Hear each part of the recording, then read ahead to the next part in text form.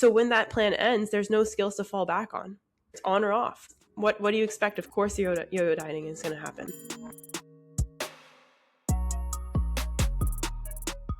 Hello, everybody, and welcome back to another episode of Truth Talks, the podcast that brings you real strategies for sustainable fitness transformation. I apologize for my voice. It's not 100% as usual, just kind of battling the end of one of these January colds, but couldn't let that stop us from getting to our first episode of 2026. How are we feeling about the new year, Paris?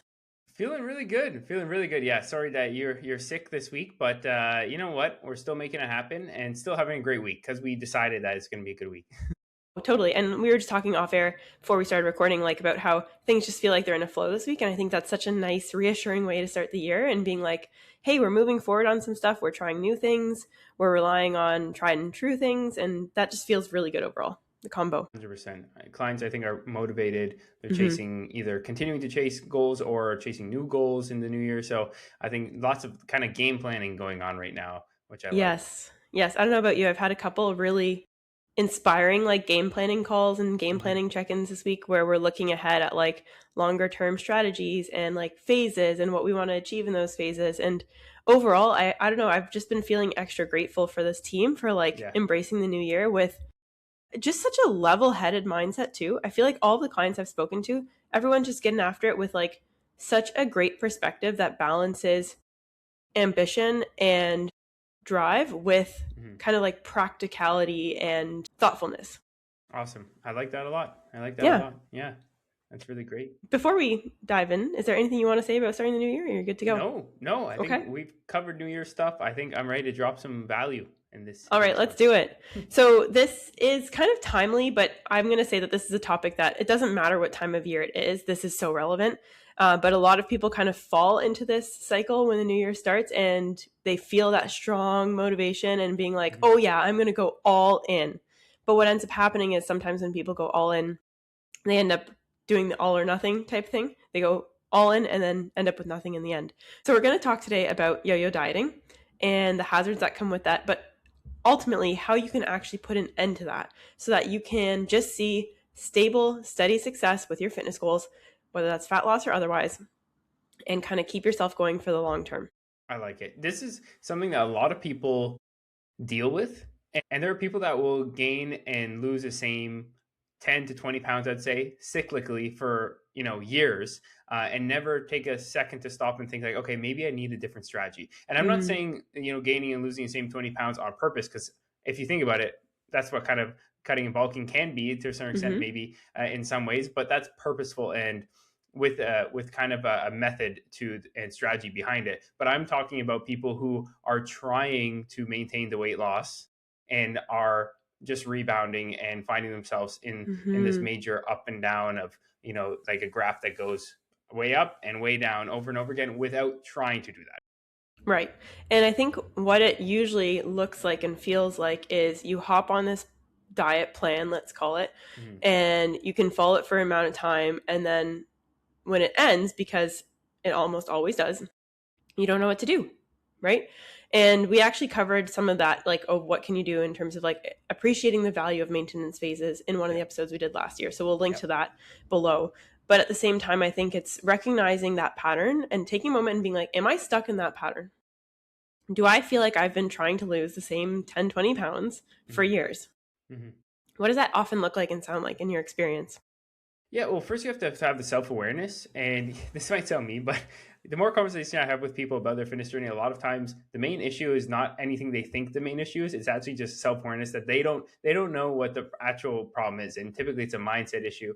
But I think the first thing is taking back and looking at things objectively, not emotionally, not, oh, I think that diet worked for me, or not, oh, this worked for me before. Like it didn't.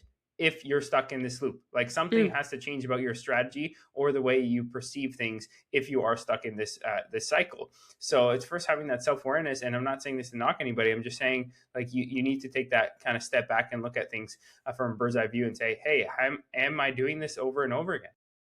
I've heard you talk about this before, if you can't maintain your results, it didn't work.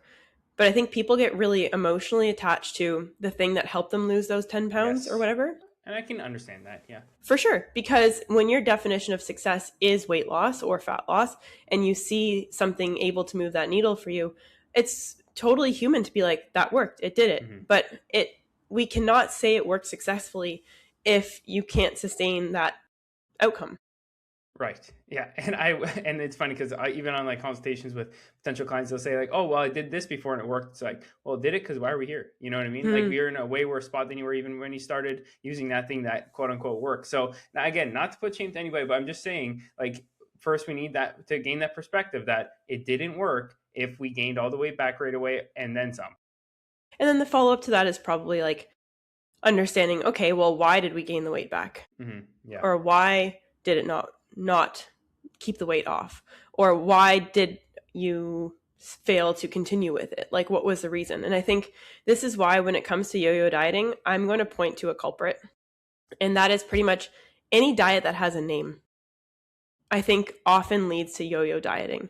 So anytime somebody goes, oh, I did keto and I lost 10 pounds, and then they gained it back, or hey, I tried carnivore and I lost 10 pounds, but then they gained it back. Because none of those changes that come alongside those diet plans usually are things that you're able to keep doing, or usually you don't have an understanding of why you actually lost the weight to begin with Yes. on those plans. It's not because it's keto, it's not because it's carnivore, it's because cutting out entire food groups leads you to a calorie deficit. But if you have no idea what your calorie intake is, and then you end those diets and your calorie intake just goes right back up and you start overeating again, that's where the cycle starts. So I'm going to point to the culprit of diets that have names and diets that often lead to drastic changes in dietary intake, like cutting out food groups.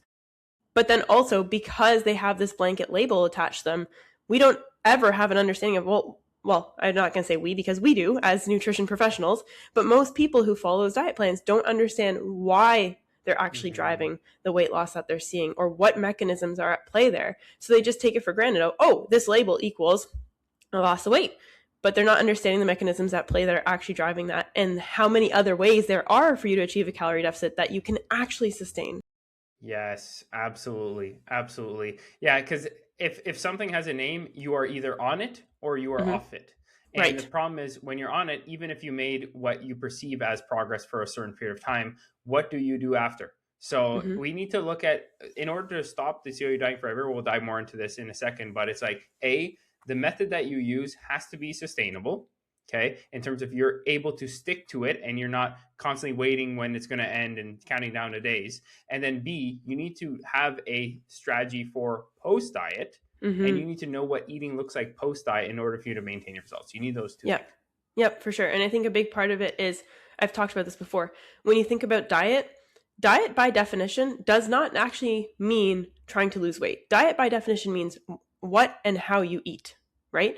And so when you start to think about what and how do I eat as a person, and you start to define your diet that way instead of applying a label to diet, Mm-hmm. then you start to think about, okay, I can tweak what and how I eat to lose body fat for sure.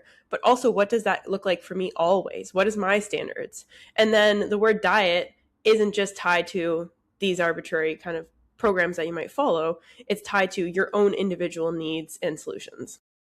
I really like that. I really like that. And let me, before we keep rambling on Mm-hmm. about this, one more thing before we move on is that the people that I know that successfully continually make progress in their fitness journey over the long run, I'm not just saying for 4 weeks or whatever, Mm-hmm. like continually are making progress in the long run. They don't have a diet with a name, and Yes. they don't have this culty attachment to a single diet or method. They found the Yes. systems that work for them Oh. that are based on the nutritional principles. Mm-hmm. uh, I've never met somebody who consistently makes long term progress that is so attached to a single like diet or something like. I love that you said that because you've worked with hundreds of people and you've seen so many people achieve successful fat loss and maintain that fat loss, right? So if I were to ask you, hey, Paris, like, what diet do you follow? You'd be like, what? I just eat, right? Or like, I follow Paris Struthos's diet. Like, it's Yeah, just, you follow your own, right? And that's the same with most of our most successful clients. They have the same principles at play. yeah, exactly. Love I it. like it. Love it. Okay, so let's talk about why this actually needs to end because we're here to talk about yo-yo dieting and how you can end it. But before we dive into the how, we need to talk about why it's actually important to end yo-yo Yeah, dieting. And I think for us, it might feel somewhat intuitive because we are both very much aligned on being anti yo-yo dieting. And I don't have any problem being anti yo-yo dieting. I often don't say I'm anti this, but this is something I do feel strongly about because of the damage it can do for people. So we want to first highlight the importance of putting an end to this cycle before we dive into how you can actually do it. Yes. Yeah. So I think Right. the main thing is, I think it's almost like just a negative mental state that you enter in where you when you feel like you've erased your progress. Like Mm-hmm. there's nothing worse than you putting in like several weeks or months of progress and then all of that is erased, in a short period of Yeah. time and you're like all that hard work all was for nothing in terms of your perception of it Mm-hmm. doesn't mean it's actually for nothing because you hopefully learn something. Mm-hmm. But that's the mindset and it puts you in such a negative kind of oh why do I even try type mindset, which Yeah. is dangerous because then you might even just give up and the only time you fail at your fitness journey is when you actually just stop trying and you Yeah. throw in the towel Yeah. and say no, Mm-hmm. this isn't for me, this is whatever. It's okay to try different things, and it's okay to, I'm going to say the common term, quote unquote, fall off the wagon. Like, Mm-hmm. it's okay for those things to happen, but as you said, I'm going to echo what you said, as long as you're learning something. Mm-hmm. So if you try, a new eating method or something like that, and you lose some weight and you put it back on, there's nothing inherently wrong with that. If you learn, hey, you know what, I wasn't able to sustain this, I got to try a different method, it didn't work, instead of saying, well, it worked temporarily. Well, no, then it didn't, as we just pointed out. So if you actually then change that mindset, instead of allowing yourself to be like, oh, I couldn't get it to work, it's on me, that's psychologically distressing, right? To see yourself, like you said, erase that progress. But if you choose instead to focus on the learnings, and now we're getting to the how, but instead of coming at it from a place of like decreased self esteem and negative self talk, and you can start to see the self efficacy component of it. So I think the main problem with yo yo dieting and why it needs to end is because if you're in that yo-yo cycle, you're not learning because you're doing the same things over and over Yeah. again, right? So you're not allowing yourself to learn and reflect and then build up your self-efficacy and self-esteem. You're stuck in this state of psychological distress. Otherwise, you wouldn't be yo-yoing. Mm-hmm. And what's that famous saying? The definition of insanity is doing the same thing over and over again without expecting different results. Mm-hmm. But you first, again, have to have the self awareness to notice that you're doing that. Yes, exactly. Exactly. So why else is yo-yo dieting, other than kind of like that psychological distress and the negative self-perceptions that come out of it? Why else is it potentially damaging? I think it's just you're wasting so much time. That's one thing. Like you're not getting actual tangible results that stick around. So you never make the progress that you could in your fitness journey, right? Like instead of you stacking and compounding different phases that kind of feed into one another and achieve this amazing transformation over the long run, instead you're kind of just taking two steps back and two steps forward again and again and again. So you're kind of going in circles, biking in a circle, for lack of a better analogy, Yeah, yeah. instead of actually compounding your phases, which is where you really want to get to, where you have a phasic structure with your fitness journey, but they're building on one another, kind of systemically, right? So I think that's one of the main things. You're wasting time, technically speaking. Yeah, because you feel like you're doing all this stuff in that time frame, but if you were to look at it like on a graph, you're in the same place where you started, kind of deal, right? Let me tell you. Let me ask you a question, somewhat rhetorical. Is a hamster on a wheel working really hard? Yes, they Yes, are. of course. They're working really They're hard. generating Is energy output. Yeah, is that same hamster running down the sidewalk also working really hard? Yes, but one is going somewhere and one isn't. So Yeah, exactly. Now I just have this visual in my head of a hamster like running down the sidewalk, being like, "Freedom!" yeah, You you know, made it out of the pet shop and I you're made like, it. oh Yeah, my god. exactly, exactly. No, but it's a good point, right? Like, imagine the potential of channeling the same work and effort, because most people don't have an effort problem, right? A lot of people Mhm, know how to work hard, mhm. and that's why they get stuck in this yo-yo dieting pattern to begin with, is because they go all in and they do that first phase of the yo-yo. Yeah. I don't know if it's up or down, whatever that first phase of the yo-yo is, right?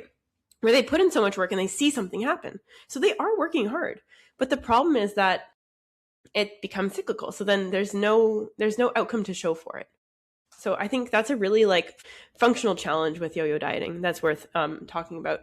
What about when it comes to, so we talked about mental, right? The negative self-talk, feeling stuck. We talked about the functional challenge of like, you're not actually going anywhere. What about your body's response? Like, is there a physiological challenge with yo-yo dieting that you would want to talk about? I don't think so necessarily. I think just if you go really aggressive, for example, with your deficit, then you've kind of, we'll say, down regulated certain things of your, we'll say, metabolism, just to oversimplify. Hmm. And then you overshoot your calories on the other side of it. So your propensity to gain weight after being so calorie restricted and in such a steep kind of dieting, stint is pretty high. So it's easy to overshoot calories, and your body's in a state where it's very easy to gain weight. So you can almost get into this situation where you might even end up even heavier than where you started, not in a good way, just because you overshoot, and now your maintenance calories are lower, but you're eating an even greater surplus Hmm. on the other side of it. Yeah, so what you're talking about is kind of a separate concept that we won't go into here, but a little bit of metabolic adaptation happening and things like that, right? But I think the main thing that I would also point out is like when you do those kind of yo-yo dieting really is binge and restrict, right? That's kind of what Mm-hmm. it comes down to.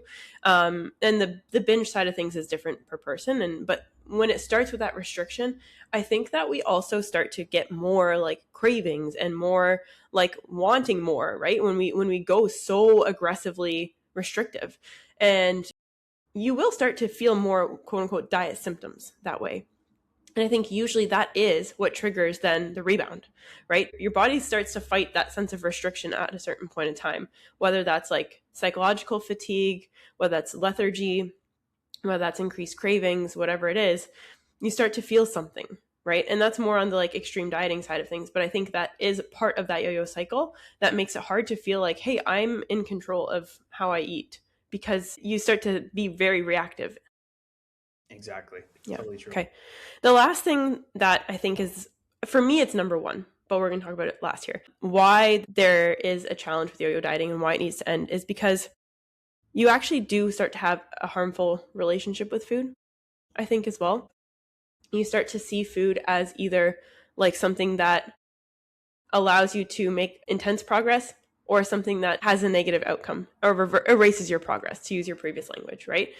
You start to see food in these extreme buckets because how you're eating is constantly either one way or the other way. So there is just an inherently harmful relationship with food where you don't start to be just objective about food of like, this is how I'm feeling my body. I can choose to enjoy this. I can eat this. I can eat that, whatever it is. You start to create this very polarizing perspective when it comes to food choices. Yeah, and also to stack on that, there's a bit of fear with for certain food groups because a lot of the labeled diets are you not being allowed, quote unquote, to Mm-hmm. eat certain types of food or food groups or whatever.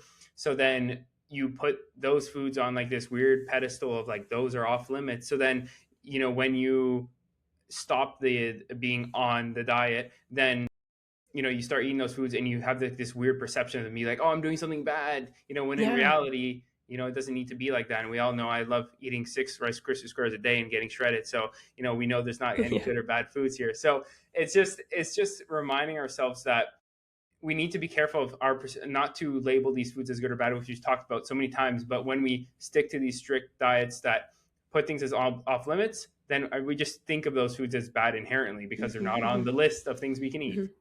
Which we shouldn't because there's no moral value attached to Yeah, them. exactly. Okay, so we've covered off essentially why it needs to end. There's psychological distress involved. There's decreased sense of self-esteem and self-efficacy. You don't actually get anywhere with your results. You just spend a lot of time trying, and you end up having a harmful relationship with food. And then, kind of along the way, we also talked about how typically with yo-yo dieting, the restriction component can lead to some, physiological responses to that more extreme state of dieting. Okay, so how do we start to then talk about why it happens? Like, if these challenges are so real, and you and I can sit here and be like, there's a lot wrong with it, why do people actually then go about yo yo dieting? Why do they get stuck in that trap? I think people are very quick fix oriented just as humans. Like we want things yesterday, especially in our society, but our fitness journey is the one thing that you must have delayed gratification with, and people aren't Mm-hmm. okay with that. We live in a society where you can order anything and within one day it's at your doorstep, Yeah. Yeah. or food right away in 30 minutes you have whatever food you want. Or we open up, if you're single and you're in a dating app, like there's always another one right there. So we're on these quick with everything, whereas our fitness journey is the one thing that we can never rush. So we're seeking that quickness with results, Mm-hmm. without understanding that it doesn't work like that in this aspect. Yeah. So I think that's why people chase these quick fixes. And then also they're looking for the next shiny object to jump to because, oh, that Yes. one didn't work in 10 days. Oh, what about this one? Ooh, something new. Ooh, this and this and this. And there's always going to be the other shiny object. And then next thing you know, you just been jumping around 10 different shiny objects instead of putting in the internal work to learn how to actually make this happen Mhm. using principles and systems rather than perceived, quick fixes. Yes, I think exactly what you just said, the shiny object syndrome thing stands out to me because it is just chasing the next thing in front of you. But what ends up happening is that next thing soon becomes passé and becomes the old thing, right? Just look at how like diet trends, quote unquote, have like evolved over the last 20 years and how much we've hopped around. And one thing changes into the next one day this diet topic is hot, the next day it's this diet topic, right? Like But then that they come changes. back in too. They come back in, they cycle back Yeah. around. Like the no carb thing was in the 80s, and then let's say 5-10 years ago then it was keto. It's the same thing with a Yeah. different label on it, right? They Yeah. do cycle around, but when they're constantly like flash in the pan, of course then you're chasing the shiny object syndrome. But Mm-hmm. that's going to go away eventually, and you need to be left behind with something. And instead of being left behind with like no results, you should ask yourself, how am I going to be left behind with learnings and skills? And I think the number one reason why yo-yo dieting happens is because in a quick fix world, like you've just outlined, people don't have a steady state. They don't have a steady state understanding. Like we don't learn basic nutrition principles in school. We don't learn what actually drives fat loss. We're exposed to all this like information, but a lot of it needs to be filtered and then filtered then to the individual, where you do need to put the time and work into figuring out what works for you and what you can realistically sustain. That's an investment. But the skill building is what we're really missing. So people can follow a plan. Most people can follow a plan. So that's what those quick fix diets give them, is like, just do this. It's strict rules. But when that's not designed for them, they're not building any skills. So when that plan ends, there's no skills to fall back on. Like you said earlier, it's on or off. So of course, what do you expect? Of course, yo-yo dieting is going to happen. 100%. 100%. Okay, yeah. We've talked enough about the problems with yo-yo dieting. Let's dive into what needs to happen to actually finally break that cycle. So we'll talk about the mental shift, and then we'll talk about a couple of practical strategies. You want to talk about the mental shift, and like, because it does start here, right? We said the biggest damage to be done is that sense of negative self-talk and that feeling like I'm never going to break this cycle. So it has to start with your mindset. Yeah, I think first things first, you need to just accept that this is a lifestyle change, and there's no way about not having a lifestyle change if you want lasting results. Like it has to be. So don't be, oh, that sounds like a lot of work, or oh, I don't want to change. Well, you have to. If you don't, I'm sorry, you're not going to make the progress. Like just accept that this, and fitness isn't, chasing your goals isn't something you're going to try or some phase that you're going to do or something that you're going to do. It is a commitment to a shift in the way that you operate in terms of your behaviors, in terms of your perception of your day, in terms of your routines. But guess what? You get rewarded with some pretty awesome outcomes. But that's the price you pay. That's the price of admission, is lifestyle change, behavioral change, and a mindset shift. And if you're not willing to pay the price of admission, then you don't get ticket entry into your goals. Sorry. Mm-hmm. So you have to automatically start by saying, I'm not doing a thing. I'm not dieting. I'm not pursuing a challenge or following a plan or doing a program. I'm making a lifestyle change. Mm-hmm. That has to be it. Yeah. Yeah. And that's automatically going to also correct that issue of like skill building and, figuring out what works for you and all of that, and seeing it as long-term. Because if you come at it from a short-term place, like, then your results are only going to stick short-term. Yep. Well said, Paris. It's a lifestyle change. That's the number one mindset you have to adopt. But how do you start to get there, right? If we're making the lifestyle change now, what are the practical strategies we can pursue to bring that change, enact that change, bring it to life, and actually start to break that yo-yo dieting cycle? Yeah, I think the first thing is learning a lot of like the principles that go along with just nutrition, and having a coach is very easy because they can kind of teach you that in 5 seconds. But it's first like, yeah, choosing to learn the principles of how things actually work versus trying to find a fancy, some fancy thing or whatever. It's like your body's physiology hasn't changed in since evolution, essentially, since humans were created. So it's not like all of a sudden we found this new diet that is like the same principles of nutrition will keep applying. They haven't changed. Yeah. So when we're talking about yo-yo dieting, usually we're talking about fat loss. So what it comes down to is, for fat loss to occur, you have to be in a calorie deficit, right? So calories in, calories out. and starting to use that principle within your daily routines if you're Mm-hmm. trying for fat loss, figuring out, how do I achieve a calorie deficit? How does that relate to how much food I'm eating? How do I make sure I'm still having protein in my diet? I'm not cutting out calories from, nutrient dense sources, things like that, keeping that in the mix. But I love that you started there, because all of this is about self-efficacy through learning, development, skill building, lifestyle change, right? So to achieve that lifestyle change, you have to have the knowledge. It starts with the knowledge of, like, how does this work for my life and my goals? Exactly. And if we could Yep. give like a very quick summary, nutritionally, you need to somehow land in a calorie deficit, right? Eat a good variety of foods, including fruits and veggies, right? With some fun stuff in there as well, as long as you're still within your calorie goal. Having a high protein, within that calorie allotment as well. And then divide that food up in a way that fits with your day, fits with your schedule, balances things like Mm-hmm. energy, hunger, and training performance around your workouts. If you do those things, like the things I just mentioned, that's like it in a synopsis. And then from there, it's just like understanding what phase you're in, preferences, things like that, right? Mm-hmm. Yep. So yeah, Yep. So if your goal is fat loss, start there. Related to that, though, is, I think we alluded to this earlier, do not cut out certain food groups arbitrarily. If you have an intolerance or something, obviously that's different, and that's on an individual case-by-case basis. But I think if you first learn those principles, like you just outlined, you will learn that there is no inherently good or bad food. There are no foods that speed up fat loss. There are no foods that inhibit fat loss, right? So then you can start to figure out, okay, I don't have to cut out specific foods.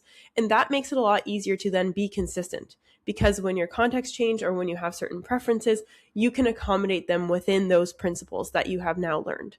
So once you have the principles in place, don't rush to cut out certain foods, because that in itself is a drastic change. Unless you have an intolerance, just focus on how are you integrating the foods that matter to help you hit your calorie deficit. Okay. Number 3, you want to shout this one out, or you want me to go for it? go for it. You keep going. Okay. Expecting, I think, a slow and steady rate of change instead of a drastic change, right? You said people get stuck often because they're chasing the quick fix. I think you need to set realistic expectations. So if we're talking fat loss and you're monitoring body weight and you're looking at visual changes, what can you expect to see in certain time horizons, and making sure that that is reasonable and not too fast? Because if it's too fast, then chances are you might start to get closer to that sense of, I need to rebound, or you're tempted to rebound rather. So if you're talking about fat loss specifically, a number we often kind of throw out there would be like 1% body weight change per week, right? As like a maximum. As a maximum. If you are starting to go beyond that, it could be that your rate that you're expecting is too fast. So like if you expect to lose 20 pounds in 8 weeks and you are starting at, I don't know what, 150 pounds, Mm-hmm. that's probably too fast if you do the math on that, right? Yeah. So set an expected rate of change that is reasonable, even if it's slower than you might want it to be. Yeah.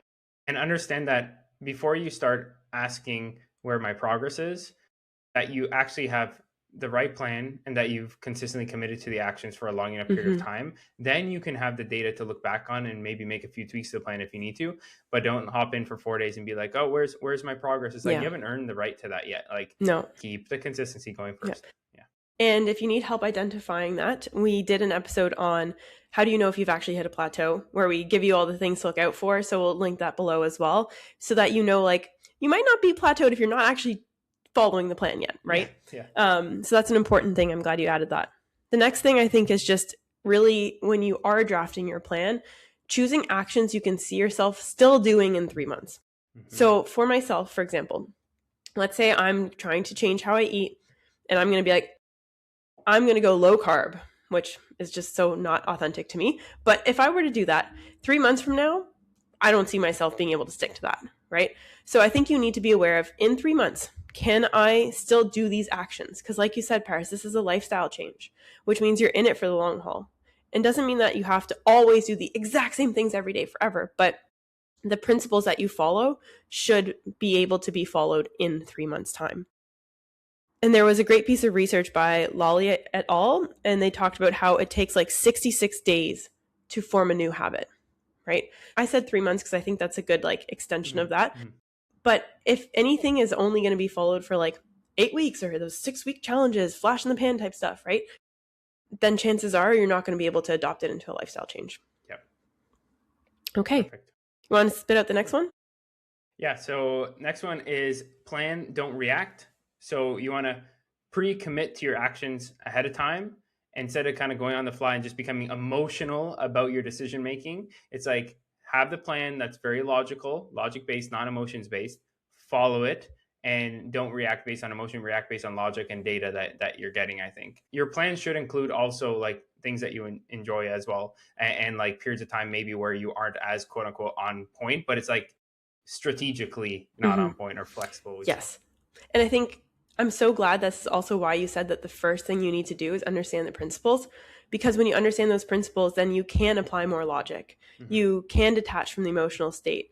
You can choose to like, let's say I'm going to have like 2 Oreos as my snack later. I don't have to see those as bad because I know, okay, I know the principles. I know I'm still in a calorie deficit. I know I've got my bases covered with like, fiber, fruits, veg, protein throughout the rest of the day. It detaches the emotions from making that choice and wondering, oh, is this bad? Is this going to ruin everything for me? And just says like, nope, I planned for it. I'm good. I know the principles. I've planned to have this. I don't have to be reactive, but I still get to strategically include foods like that. That's pretty awesome. Yeah, 100%. And the last one here, I think, is let's say you did make an unproductive choice. So let's say, you built a plan, you weren't reacting, but something happened, and for whatever reason, you deviated from that plan. That's okay. But it's about what you do next and how you follow that up, right? So if you make a choice that you feel is unproductive, do not overcompensate. That's exactly how the yo-yo starts, right? Because you're rebounding. Instead, it's just return to whatever your baseline plan was. Return to those principles. Get yourself back in that groove. Do not seek to overcompensate. Yeah, because like let's say you had overate by 300 calories. Oh no, I went to dinner accidentally. Ate some cake or whatever and went over by 300 calories. Instead of saying, oh, the whole thing's over, and then the next 3 days, then you overeat by 1,500 calories, you could just be like, okay, let me take a step back. 300 calories over.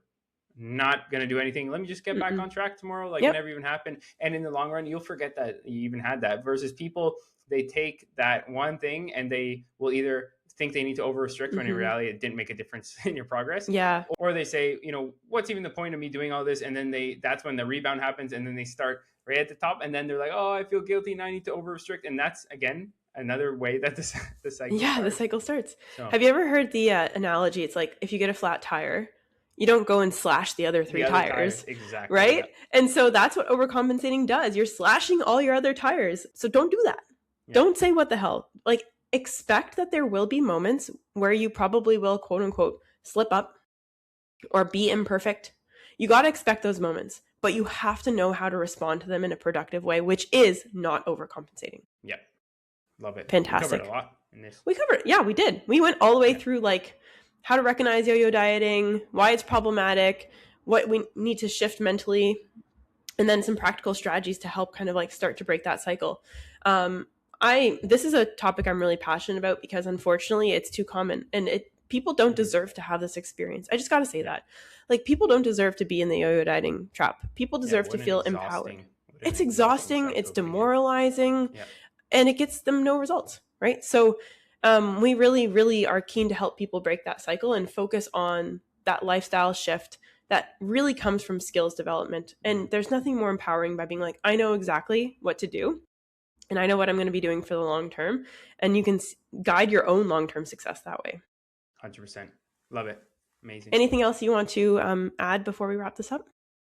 No, I think this was a great episode. I think you just got to realize a lot of the things that are going to cause you to be successful in your fitness journey start with some sort of perspective shift. And I think this is a perfect example of that. And also committing just as much to the internal self-development and the work up between the ears as you are to like the physical actions that you take. This is like a perfect example of the importance of that. Yeah, that's it. Well said, Paris. We'll leave it there. So everybody, thank you for tuning into our first episode of 2026. We're excited to bring you more value through the Truth Talks podcast this year. If there's a specific question you want us to answer, topic you want us to cover, please drop it in the comments below or send us a DM on Instagram. And we're going to add it to our content planning list for this year. But we're looking forward to bringing you all more great insights on sustainable methods to achieve your fitness transformation in 2026. Without further ado, we'll leave you for this week. If you haven't already, don't forget to subscribe. follow along so you don't miss future episodes. Bye for now.